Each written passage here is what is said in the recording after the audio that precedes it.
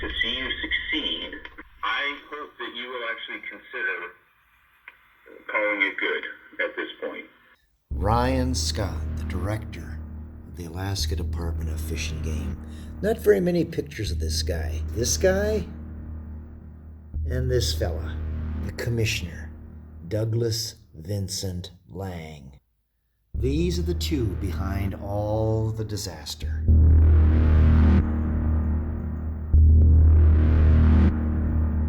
Preparations by the department start to be formed. What was the date on that? Gosh, Steve, I don't know. They had already had this planned back in August of 2024. They had already contacted places to put my animals. If this Wolverine is taken from me... Oh my God. Okay, we have facilities that have shown an interest. But, just the logistics in that is going to be challenging, and we've begun to kind of think through how to do that. I think that there, frankly, will be easier. We're good at moving bears, and we have some other expertise that's offered to help. It'll be by aircraft.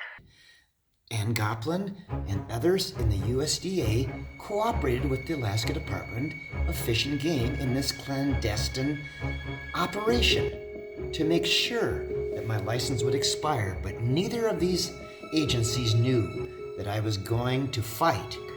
I fought to have a hearing in front of a federal judge to make sure that she heard the truth, and when she heard the truth, she was horrified and gave me my USDA license off the bench right that day, January 17th, 2025.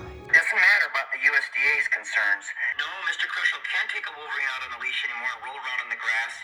And no, he can't bring a wolf out anymore and howl in front of the public. Can't do that anymore regardless. Is that a yes or a no?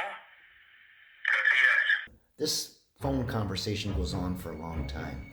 They wanted me to cooperate. Remember, this was August of 2024, August 9th. When I got that USDA license back, everything changed. They had to cook up something to make sure that they could continue on with this plot to raid my park on June 26th and 27th, 2025. Let's charge him with animal cruelty. That's the way to do it. Does the department acknowledge that I've never had a mishap here? I will certainly acknowledge there has not been a mishap between captive animals and guests or yourself that we're aware of. And then there was this prescient statement. Maybe it's God's way of saying, Steve, it's time for you to move to Russia. So after January 17th, 2025, when I got my USDA license back, the Alaska Department of Fish and Game started playing games, pretending that I could get my state permit back if I just filled out a new application. So this went on from February all the way till June. But in the middle of May, I got a call from the Alaska Wildlife Troopers, Trooper Nemick, Colin Nemick. The purpose of your call today was what exactly? A complaint. I had some questions for you about your experience, knowledge, and operation of your facility. I see. And the complaint is from who? From Department of Fish and Game. I see.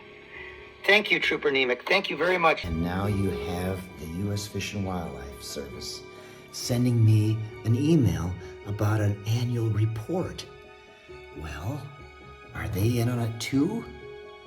I responded to the annual report, this email, and I copied Douglas Vincent Lang, the Commissioner of Fish and Game.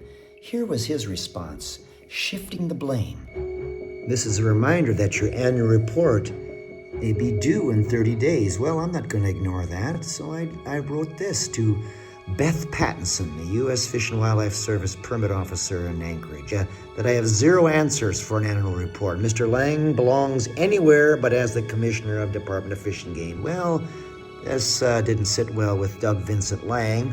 Mr. Kroschel mischaracterizes the situation as it pertains to ADF and GF and staff of Mr. Kroschel identifies in this email. The state of Alaska, not Repeat, the state of Alaska, not ADF&G, brought the case against Mr. Kroschel. Animal cruelty is not something the state can overlook. I had some questions for you about your experience. And the complaint is from who? From the public fishing game. I see.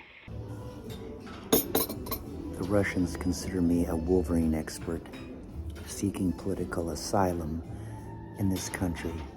The Kremlin looks at me like, I don't know, Edward Snowden with a twist. My old life in Haines, Alaska's gone.